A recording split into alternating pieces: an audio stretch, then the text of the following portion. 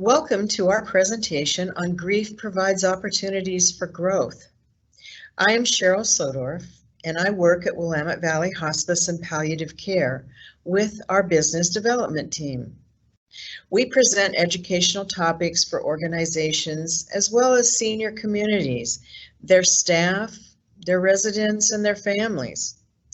I have led grief support groups for 11 years, and I am a trained suicide awareness educator. Grief is not a disorder. It's not a disease, and it's not a sign of weakness. It is an emotional, physical, and spiritual necessity. The only cure for grief is to grieve. That was said by Rabbi Earl Grolman, who we have used many of his materials and research to contribute to this presentation with you today. Grief is not an illness to get over, but an individual and ongoing journey. However painful, grief provides opportunities for growth. In your loss, someone may have told you, in time, you'll feel better. Actually, time alone has nothing to do with healing. To heal, you must be willing to learn and understand the grief process and how it will affect you today, tomorrow, and forever. Your life has been changed. As scary as this may sound, you will never get over your grief. Instead, you will learn to live with it. This does not mean that you will never be happy again. I grieve differently for different people I have lost and at different times during the year. It can sneak up on you, and it's painful, but you will get through it with putting in the effort and the time right now to understand your grief. I'd like to introduce to you my teammate, Karen Lewis, who also works with me on the development team at Willamette Valley Hospice and Palliative Care. Hi, I'm Karen Lewis with Willamette Valley Hospice and Palliative Care. I've been with business development for about 3 years, but have lots of experience with Willamette Valley Hospice as my parents were both on service 20 years ago. I'm going to share a little bit of my personal story as we go through this grief presentation together. To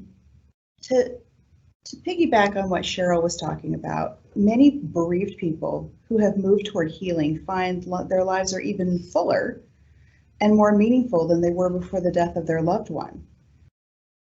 If you allow yourself the time and compassion to mourn, you will truly find that you can work through your grief too, and you will start to heal. You'll go on to find meaning in living and loving.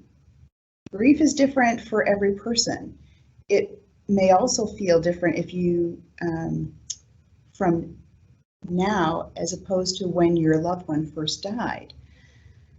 Grief is never the same twice. Your grief will be unique. I'll give you an example.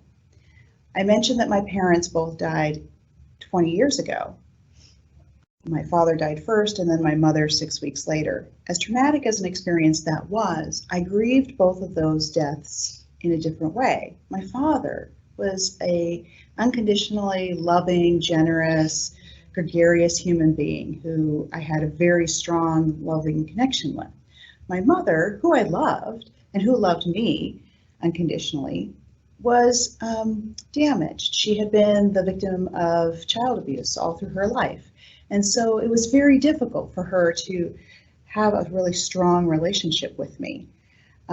We had a very strained relationship. So the way that I grieved for her was completely different. It was no less intense, but I really grieved the fact that our relationship had closed and we would never have the reconciliation that I had hoped for in this lifetime.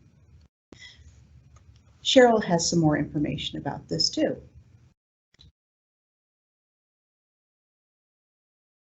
Common emotions associated with grief. Shock. You may feel dazed and stunned, especially immediately following the death. You may experience heart palpitations, queasiness, stomach pains, or dizziness. You may also find yourself crying hysterically or screaming angrily and even laughing, especially at times when maybe it's not appropriate. These behaviors help you survive during this extraordinarily difficult time. My mother was in complete shock. She was not able to process anything she was told or asked except through anger. And yet she could act like she was fine in another minute, trying to keep people from really seeing what was going on with her. Confusion. After the death of someone loved, you may feel a sense of ongoing confusion. Disconnected thoughts race through your mind, and you may be unable to complete any tasks. You may experience the presence of the dead person, or even have feelings of fleeting glimpses of the person across the room.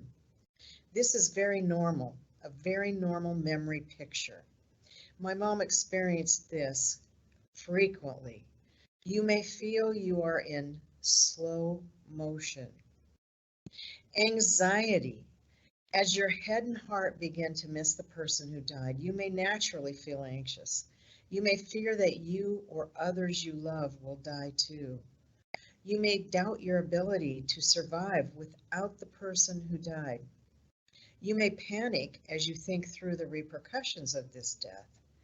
Thinking of holidays without them, special activities alone, paying the bills, maintaining the yard, or car maintenance.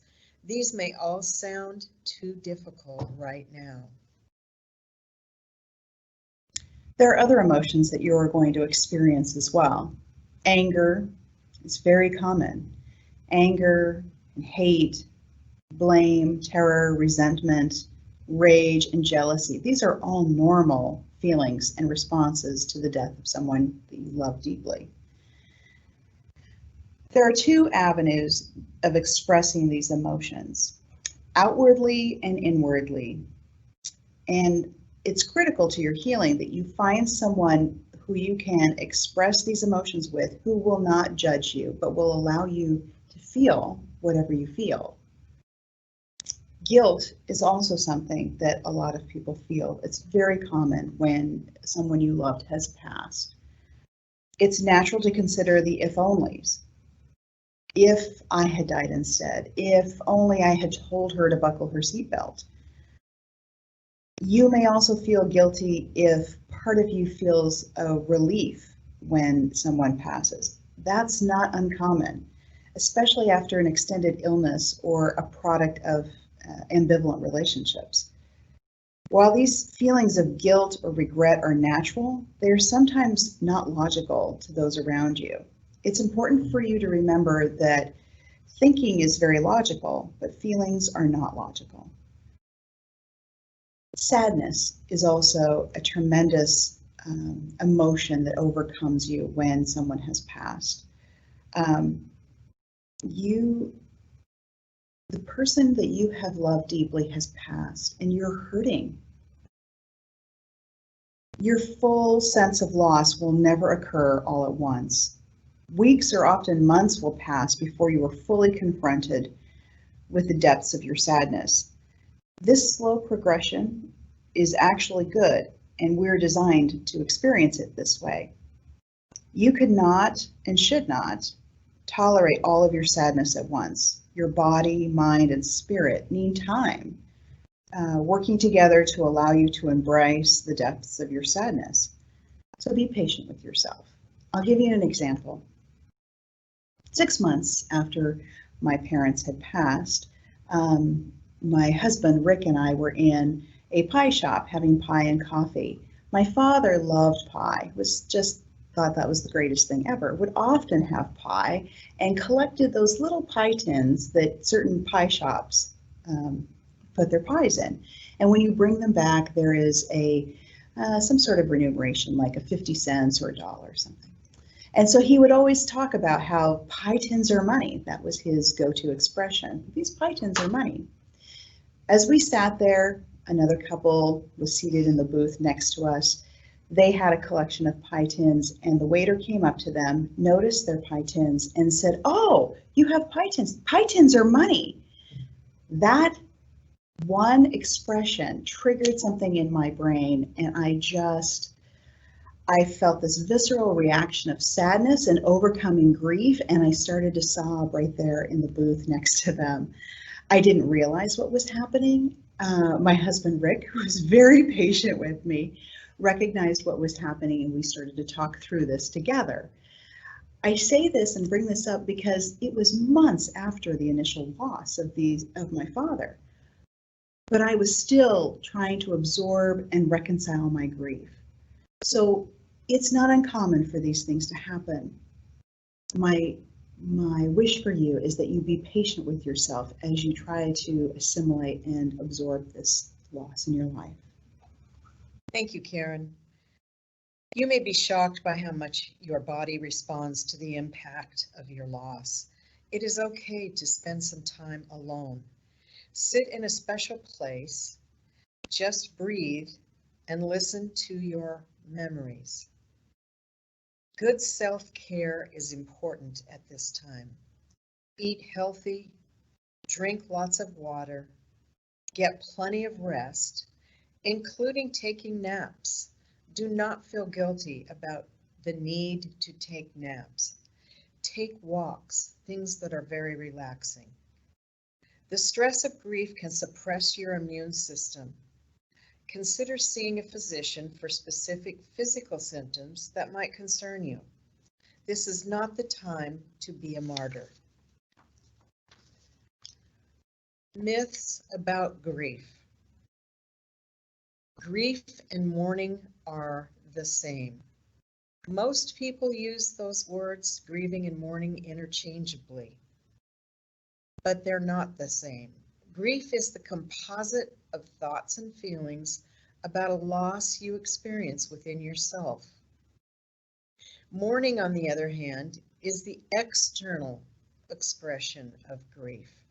Crying, talking about the person who died, maybe showing anger, celebrating a special anniversary date are just a few examples of mourning. Healing begins only when you begin to mourn publicly in the presence of understanding, caring people who will not judge you. There are predictable stages of grief. That is myth number 2. You have probably heard about stages of grief. Somehow, the notion of stages comforts people as they try to make sense of death. If only I can get through these first 2 stages, they might say to themselves, I'll be okay. While grief often manifests itself in similar ways, and at times there is a logical progression of emotion, grief is not predictable. And please don't expect it to be or that it should be. Let your own personal experience with grief guide you. Do not get rid of things that are important to you or were important to your loved one, even if they trigger grief and mourning. It isn't that you could never go through those things, but immediately after a death, some people just go into that mode of they need to get rid of those things. And it's very painful, and you'll find in later weeks, oh, I wish I had that. My dad made airplanes, model airplanes. He had probably 90 of them that he had done, and I'm talking 5, 6, 7 feet long. And he used to fly them, and everyone loved them. Everyone loved them. They were all different colors. They represented different things, like his service in the Army. And when he passed, it was known that my dad wanted the family to pick a plane or planes that they really wanted, grandkids, everyone. And that was very special. And I was just out in our shed the other day, and we have it hanging up off the ceiling so nothing will damage it. And I looked up at that, and it just gave me great, great comfort and meaning. And the fact that, oh, I'm so glad we didn't think those planes should go somewhere else. There are other myths that we want to bring your attention to as well. One is that we should avoid the painful parts of grieving. Our society often encourages prematurely moving away from grief instead of toward it. The result is that too many bereaved people either grieve in isolation or they try to run away from their grief. Far too many people view grief as something to be overcome rather than experienced. When you avoid the pain of grief, you avoid the opportunity for healing. Learn to slowly embrace the full force of this pain so that someday you can embrace happiness again. Another myth is that we should get over our grief as soon as possible. Instead of the traditional term of final stage of grief resolution or recovery, think of grief as reconciliation. Reconciliation does not mean you're getting over your grief. It means that you're growing through it. With reconciliation, which typically takes weeks or even years to achieve, you will feel a renewed sense of energy and confidence, an ability to fully acknowledge the reality of the death, and the capacity to become re-involved in the activities that you once loved. You will also come to acknowledge that pain and grief are difficult, but the necessary parts of living. Those who grieve without mourning do not heal. Those who grieve without mourning do not heal. Mourning is the external way you express your loss. Mourning in our culture isn't always easy. The role of suffering is misunderstood.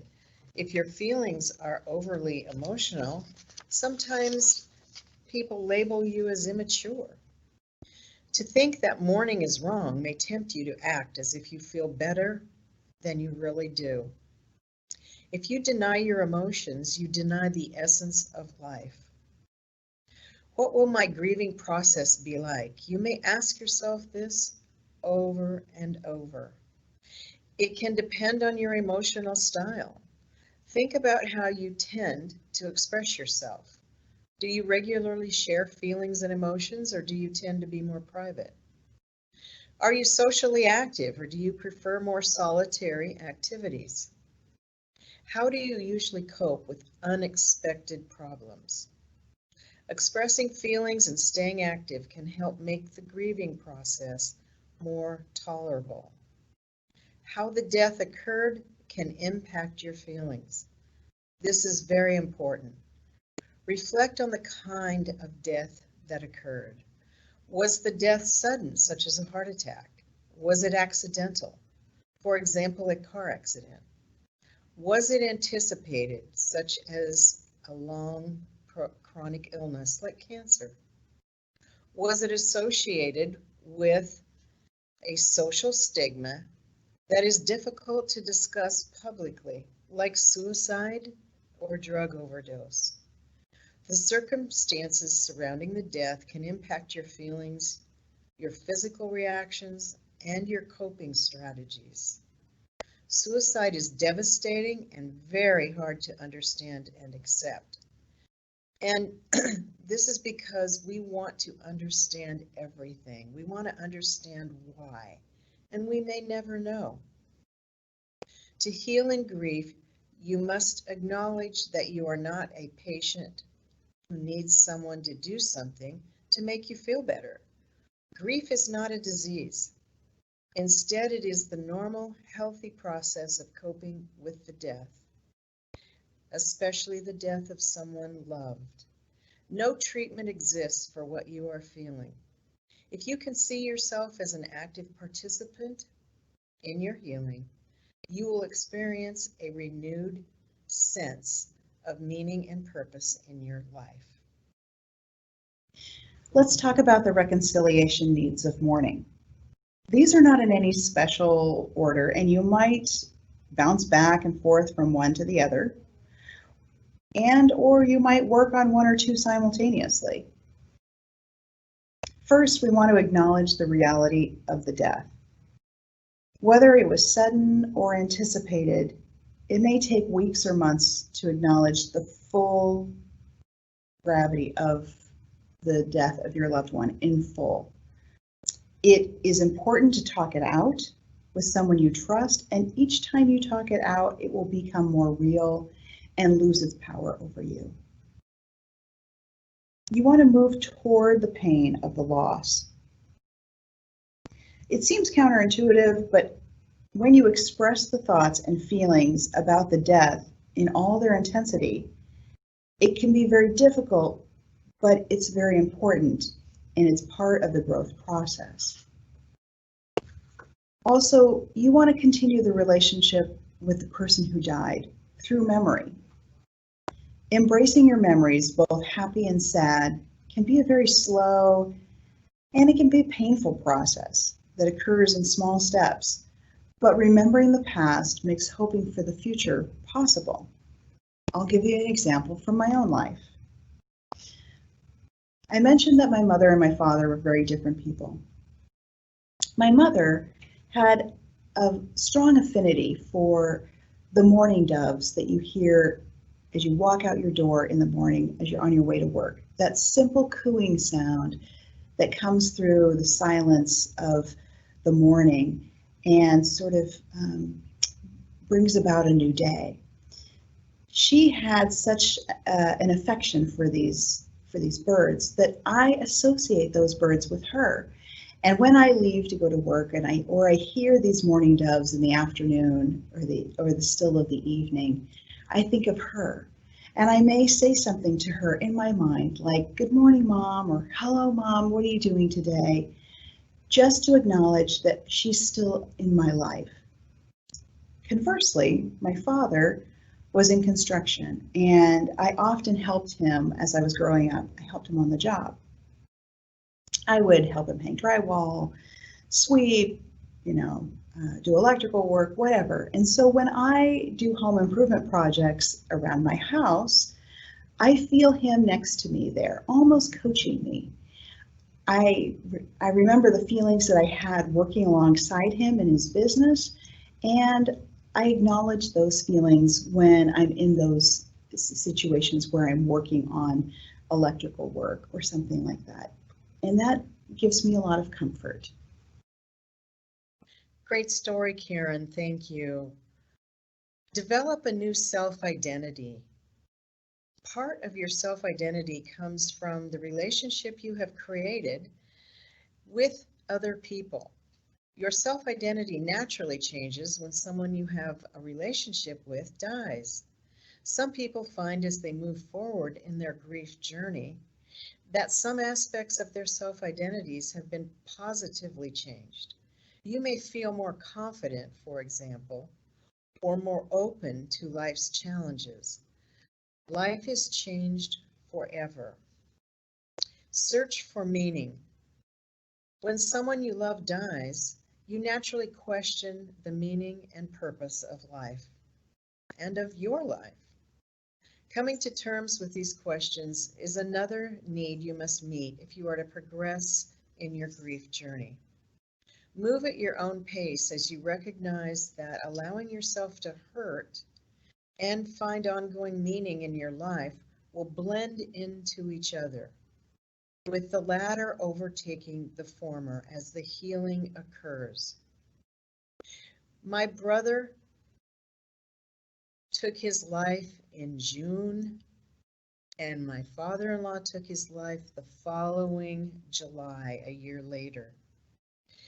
We thought we had a black cloud over our heads. We had barely started to cope with my brother's death. These were very difficult times, and I questioned everything.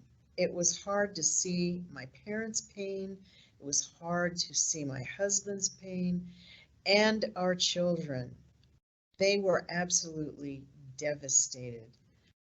We felt that there was not enough resources and help for us, and it was a struggle. It was hard. I'm very happy that there are so many more resources today for people to reach out to and get the kind of support and help that they need.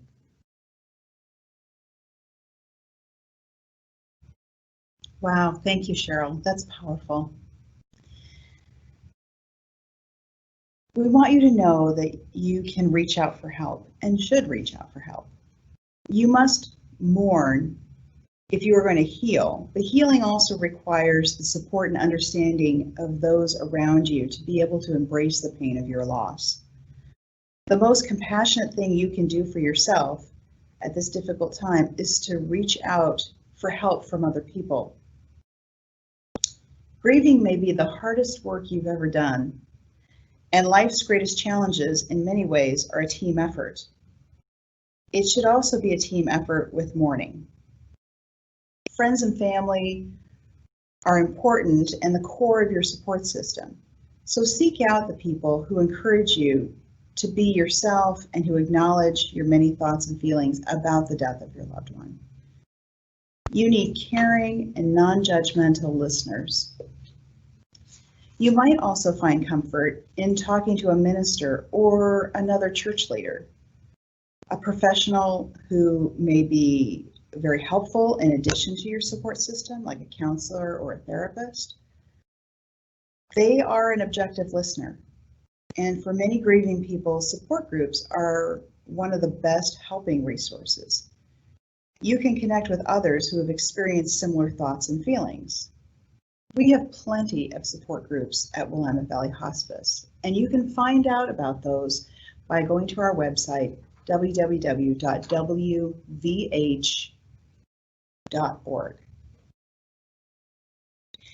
You may also want to think about a chief of staff. Think of your grief process as having people who are in your life who can do certain things for you during this time of grieving. It's not forever, it's just this time, it's just at this time and place in your life. I had someone who was in my life at the time that my parents died. My brother's sister, my aunt Jackie. She was a very strong personality, but she was very pragmatic. So giving her tasks, physical tasks, like can you do this? Can you pick up something here? Can you address this issue here? Can you talk to and make this solution happen? Can you get me a gardener? Can you?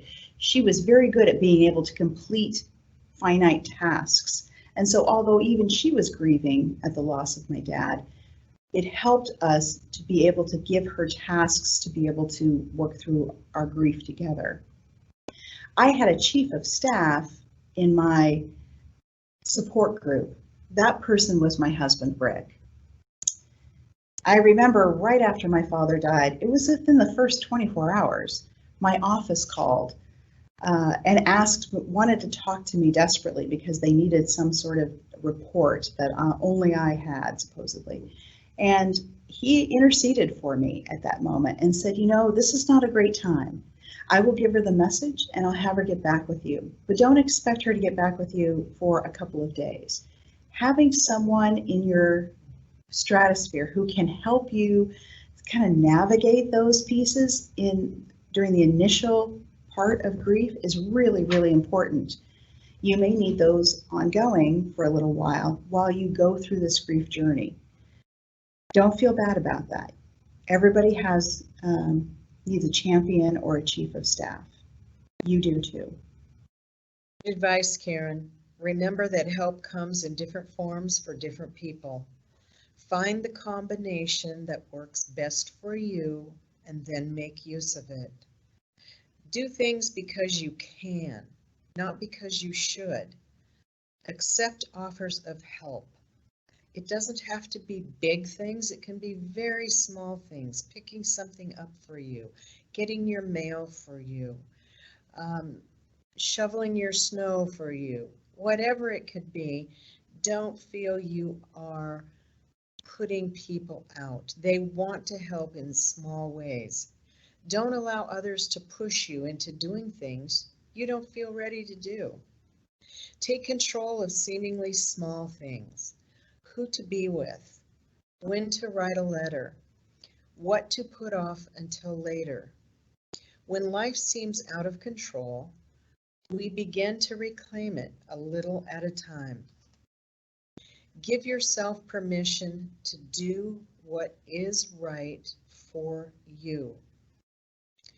One of our resources is Grief is a Journey, Finding Your Path Through Loss, which is by Dr. Kenneth Doka.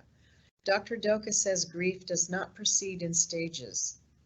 There is no one-size-fits-all way to cope with loss. Grief is not a process. Grief is a process. It is not an event. And that's hard sometimes to digest and really think that through.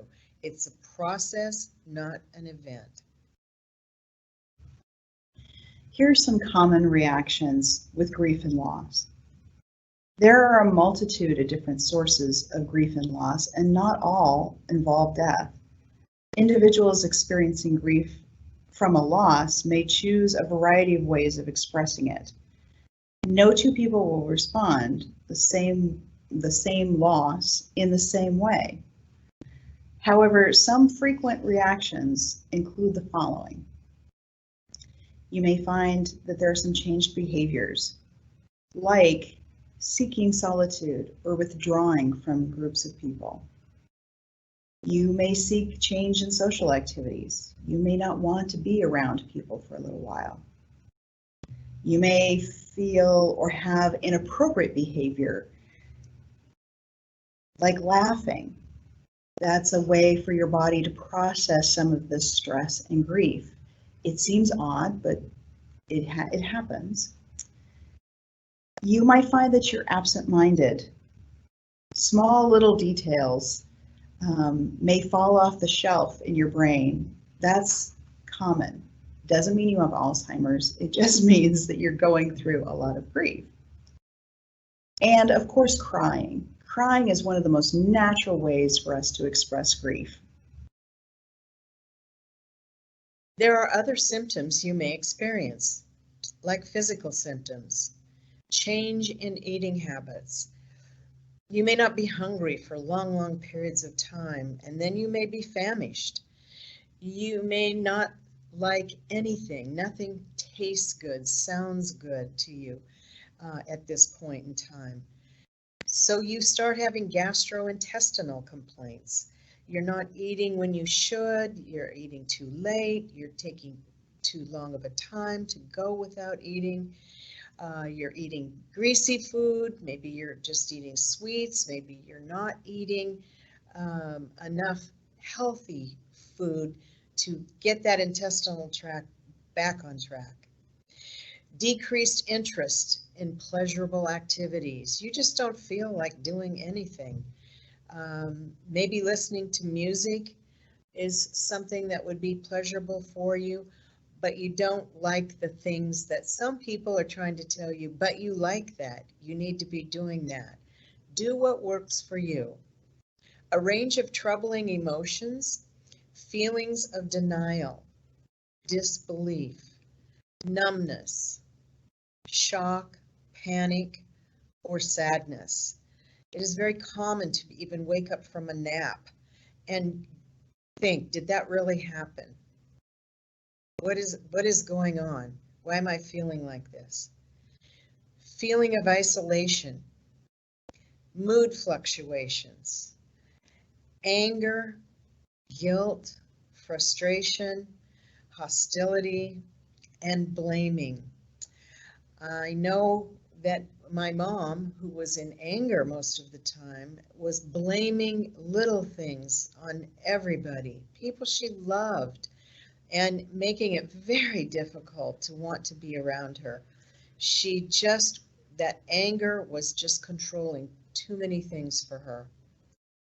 Cognitive difficulties such as forgetfulness, confusion, or lack of concentration occurs quite often. Spiritual emptiness and pessimism, they can contribute to you not being able to see the future. It's not unusual for you to constantly think about your deceased loved one, or have a feeling of their presence near you. Although these reactions can be overwhelming and distressing, it's important for you to accept those feelings and not to avoid them. It is also useful to remember your reactions are common and natural, and you're not alone. Many people have gone through what you're going through. There are different periods of grief that we move in and out of for some time. You may have shock and mourning, and you may reinvest in your life. Death always feels unreal, whether it's expected or not.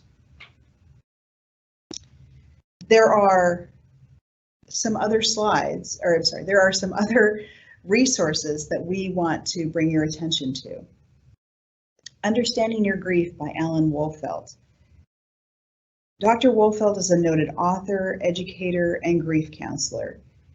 He's the recipient of the Association for Death Education and Counseling Death Educator Award, and he serves as director of the Center for Loss and Life Transition in Fort Collins, Colorado.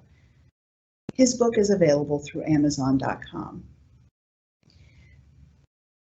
In addition, there are also great resources that Willamette Valley Hospice has on their website, and you can find those at www.wvh.org/services/grief and support services. Thank you, Karen. Just to name a few of those national resources, the American Association of Retired Persons is a huge help. They have so many areas and things that they can refer you to. So please take advantage of that. American Foundation for Suicide Prevention, wonderful organization.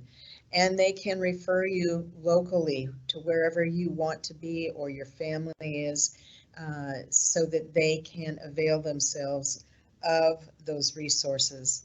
National Mental Health Association is another one, and it definitely helps you cope with that loss and that bereavement and grief that you're going through. Senior Citizens Resources Online provides a complete directory of recommending reading for older adults experiencing loss. Please remember that if we fail to adapt, we fail to move forward. The more concerned we become over things we cannot control, the less we will do with the things we can control. Thank you so much for taking time out of your day to watch our presentation.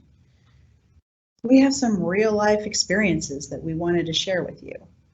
But most importantly, we want you to realize you are not alone, and you will get through this. This is just a period of time in your life. And this person who passed is still in your life through your memories and in your heart. Be good to yourself and be patient.